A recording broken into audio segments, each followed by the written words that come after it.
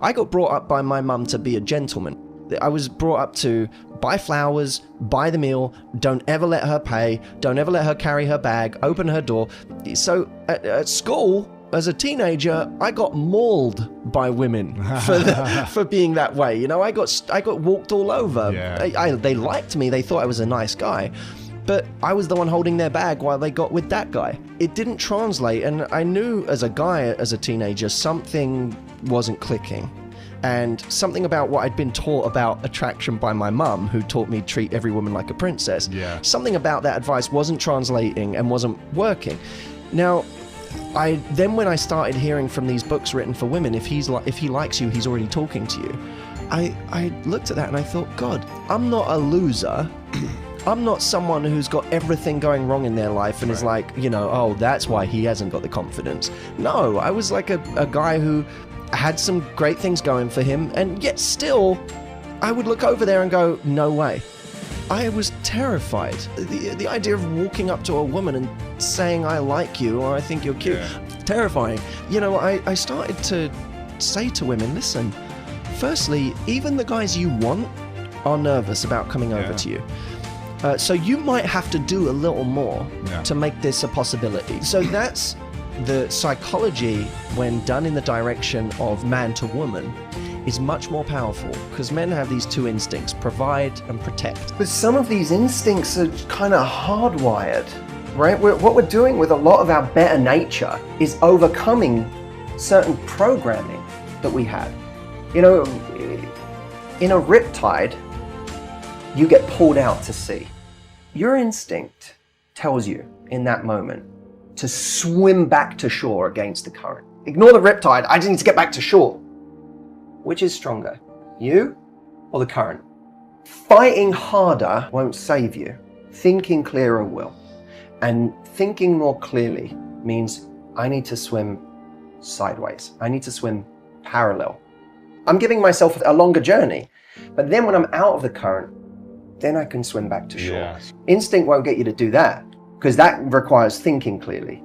Instinct will drown you in that moment. And in a relationship, in dating, your instincts will get you killed. Don't invest in someone based on how much you like them. Invest based on how much they invest in you. People don't do that. People invest on instinct. I really like them. And my investment is proportionate to how much I like them, not how much I'm seeing there's a mutual investment. An incredible connection is like, you meet someone, you connect, and you have a great plot of land. This plot of land could be great because it's in the middle of a forest, it could be great because it's on the cliffs overlooking the ocean. It's a beautiful place to build. It's a plot of land. Let's see it for what it is. It's potential. Now what you need is two builders. Two people who are going to build something here.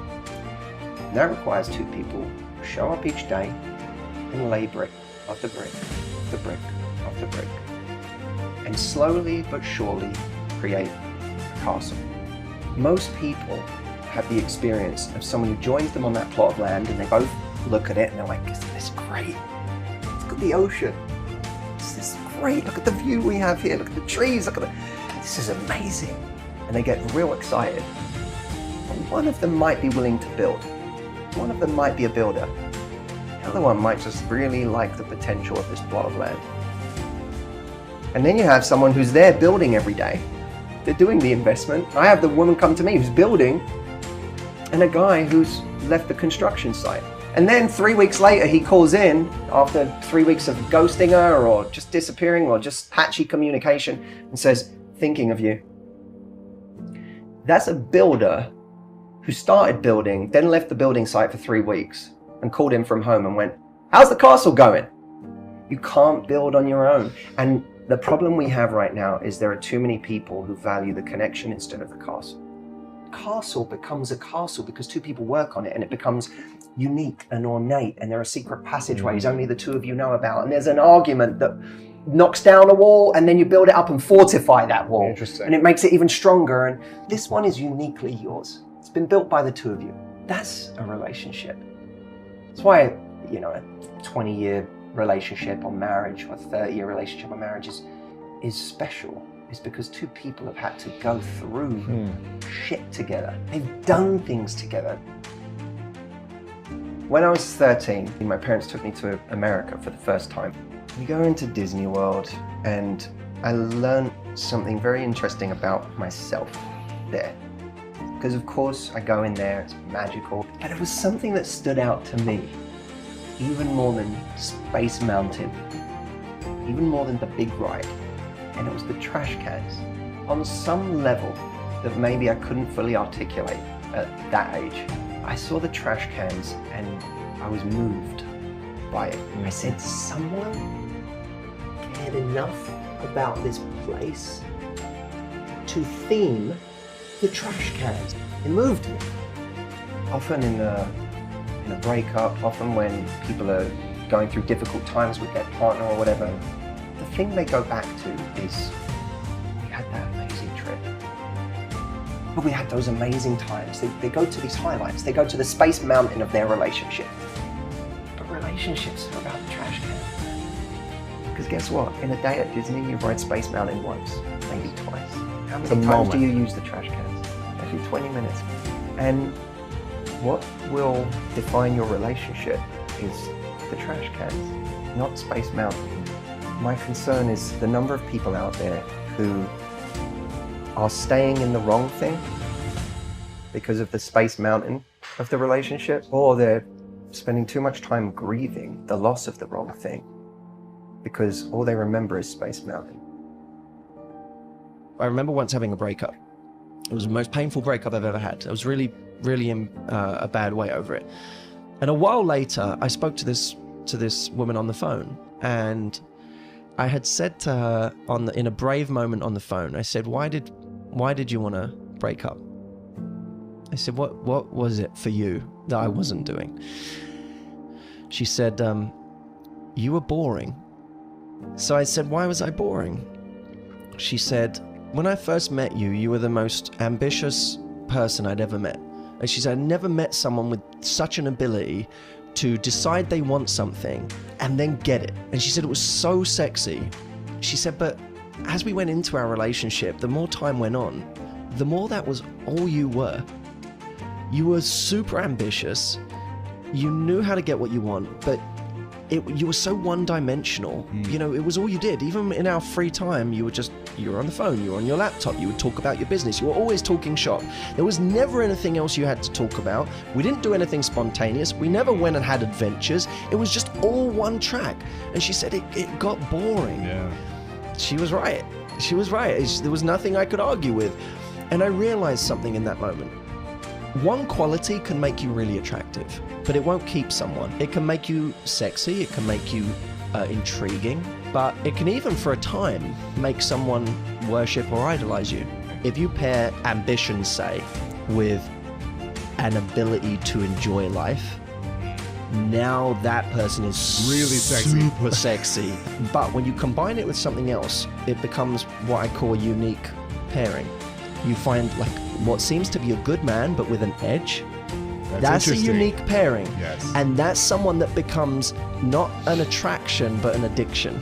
It's finding those combinations that make you go, oh my God, the person I was with last night, they were this and they were this. It's the and. If you want to know why you found it so hard to get over a certain ex, look for the unique pairing. There was some unique pairing that made you feel addicted, like they were difficult to replace. And that's what scares us. The more unique pairings you have, the more you become a rare bird in the dating marketplace. When you become rare, people get really terrified of losing you. Be the person that has the unique pairings that other people are terrified of losing. I think there's also a greater sense of entitlement these days where people feel like they're owed marriage is you've met the right person, so it's supposed to all feel great. And when it doesn't feel great and when it's not all working, there must be something wrong with this person. Not with me, not with the amount of effort I'm investing into this relationship. There must be something wrong with this person. It turns out they're not the one after all. I thought they were, but they're not. The search continues. So the entitlement has people believing that it shouldn't be effort. you have to maintain that passion. You have to find new ways to excite each other. Me and my partner, we're always searching. We're always exploring each other. We're always trying to figure out, like, what's going to turn you on tomorrow? How do I do something that you didn't predict? Or how do I get you to know me a little less so that you get desire again? In relationships, you have to have both love and desire. Love isn't enough. Love is the thing that makes me want to get close to you. When I feel things for you, I want to know your mind. I want to know everything there is to know about you. I want to know what you're thinking. I want to know what you're doing tonight. I want to know who your friends are. I want to become friends with them. I want to get close to your mom. That's love. The desire to almost become merged. But desire exists in the space between two people. So you feel desire when there's a void and when there's some mystery and when you're still getting to know someone. So desire, ironically, is the thing that ends up creating love, because desire is like, I want to get close to you because I don't have you. And then when I get close, we feel feelings of love, but not desire now. Everyone's going to tell you, now your kids have gone off to university, now you have all this time to spend together. I said, but the problem is, you're going to have nothing to talk about. You said it all, and you've been together this whole time. I said, I'm going to give you a kind of strange piece of advice. I think you should use this time to spend some time apart. She go on holiday and you go on holiday, and then come back and tell each other about it. Have that some space so that when you come back together, there's a little mystery to it. It will be scary. This is why people get very emotional about this and they get upset, because they're like, what do you mean get to know my husband less? What do you mean like spend time apart? But what they don't realize is you never know your partner as well as you think you do. So the idea that you're like this and you know everything about them is a complete illusion. And secondly, you doing that is death to the relationship. So if you really care and if you really are a team, you'll be able to trust each other, but you'll be able to give each other space to create that desire again. We're going to have days, weeks, times where we're going through something really serious, and our partner's job is to show up. You know, but a friend of mine who's kind of blunt said to me, some days or weeks you get to be needy and difficult and high maintenance and boring and, you know, insecure, and then you don't. We get to be those things for a time until we don't, until it gets too much for somebody else, because we need to be, at the very least, we need to show our partner we're committed to our own growth.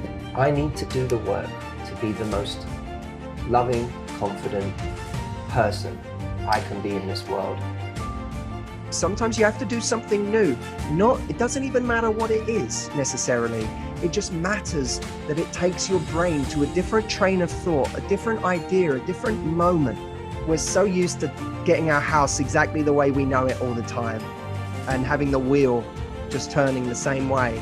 Sometimes turning the wheel on its side and giving yourself something else to think about is one of the most valuable things you can do for your life, for your relationship, for your mental health, for your creativity, for everything.